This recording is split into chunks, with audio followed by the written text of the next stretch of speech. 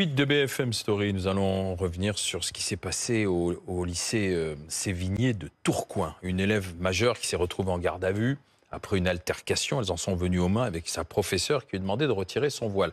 Bon, revenons sur les faits avec vous, Véronique Fay. Ça s'est passé à la mi-journée, en fait, hein, c'est ça? En fin d'après-midi, vous avez une enseignante de sciences et techniques médico-sociales revenait d'une sortie scolaire et en rentrant dans le lycée, elle a croisé 3 élèves voilés qui sortaient des sanitaires, qui empruntaient le couloir pour ensuite aller dans la cour qui elle-même menait à la sortie du lycée. 2 jeunes filles, elle a indiqué à ces jeunes filles qu'il fallait qu'elles retirent leur voile parce qu'on était dans l'établissement. 2 jeunes filles ont retiré leur voile, mais une troisième a contesté vivement en expliquant qu'elle s'apprêtait à sortir de l'établissement. La professeure lui a demandé d'obéir. Elle a continué son chemin en poussant légèrement la professeure. L'enseignante a rattrapé l'élève. Elle lui a rappelé la loi, l'interdiction de porter des signes ostentatoires religieux dans les établissements scolaires depuis 2004. L'élève aurait alors poussé encore la professeure pour continuer son chemin. Un échange très vif a suivi. La jeune fille a alors pris le bras de la professeure, puis l'a giflée. L'enseignante lui a retourné sa gifle dans une sorte de geste réflexe. La jeune fille a alors poussé violemment la professeure contre le mur. Elle aurait reçu alors des coups de pied et des gifles. C'est ce qu'elle a expliqué à la ministre de l'Éducation notamment, également aux policiers, devant une vingtaine d'élèves. La jeune fille, elle, s'est enfuie et la professeure alors a aussitôt appelé la police après avoir reçu le soutien du CPE du lycée. Et ensuite, la jeune fille a été interpellée ? Voilà, elle a été placée en garde à vue. Ses parents, depuis, contestent la version. Ils estiment que ce n'est pas la jeune fille qui a d'abord porté la première gifle, mais au contraire l'enseignante. Du côté de la justice, donc, cette garde à vue a été organisée, mais il y a aussi des mesures qui ont été prises sur le plan disciplinaire. La ministre de l'Éducation a appelé à des sanctions très fermes. Elle est interdite de revenir dans l'établissement, dans l'attente d'un conseil de discipline. Il y a eu un droit de retrait des professeurs? Alors, il n'y a pas eu de droit de retrait, c'est-à-dire que le soir même, la proviseure a envoyé un mail à tous les professeurs pour expliquer que la journée allait être, comme on dit, banalisée, c'est-à-dire les cours sont suspendus, mais les élèves ne peuvent pas venir puisque l'enjeu est de pouvoir échanger entre professeurs. Et on se dit que c'est un signe aussi de la tension qui nous est rapportée dans cet établissement, à la fois pour des questions de violence, mais aussi pour des questions de laïcité, puisque, par exemple, cette jeune fille avait déjà eu un rappel à l'ordre concernant le port du voile, mais il y a d'autres problématiques avec d'autres élèves d'atteinte à la laïcité. Alors, Nahem Bessanji est avec nous, essayiste, auteur du linceul du féminisme, caresser l'islamisme dans le sens du voile.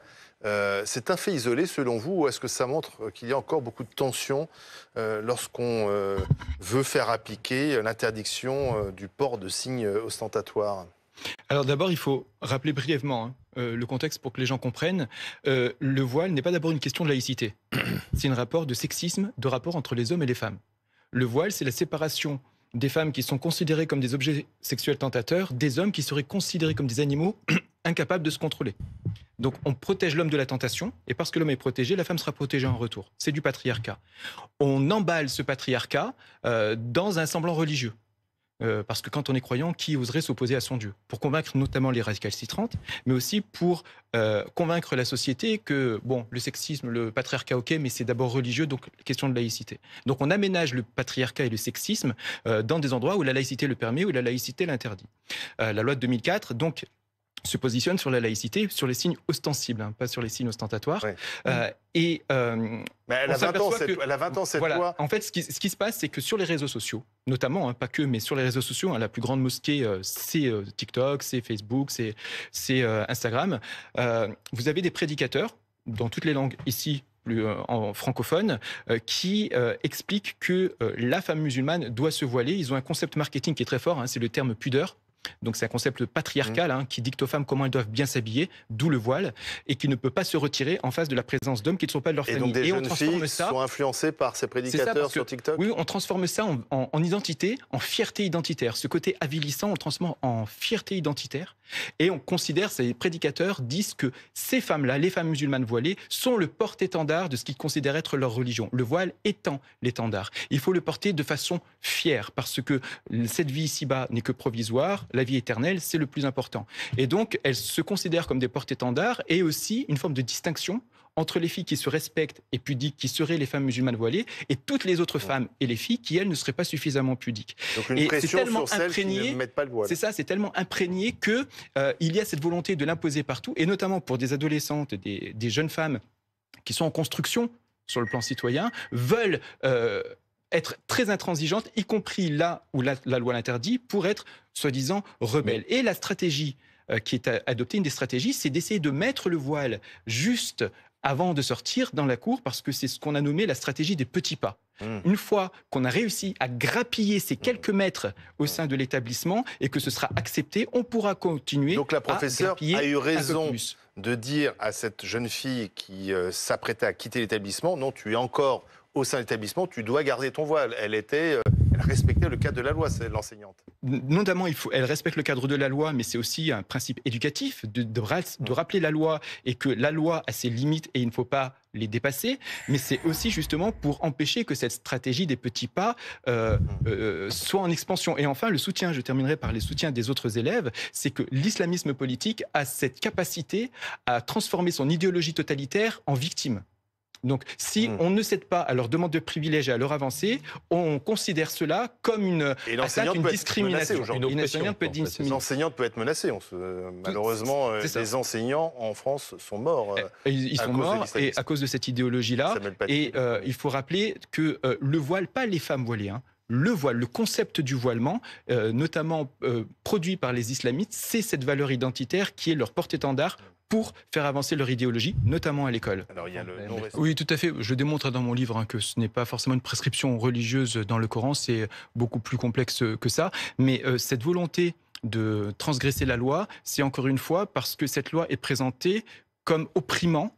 Et là, ce sont les arguments des intégristes, opprimant les musulmans. Donc, puisque cette loi est injuste, alors nous sommes en droit de la transgresser. Et comme vous avez une partie de la gauche en France et ailleurs qui soutient l'idée que cette loi serait discriminante, alors qu'en fait, elle concerne tout le monde, tous les élèves, quelle que soit leur religion, leur origine, etc.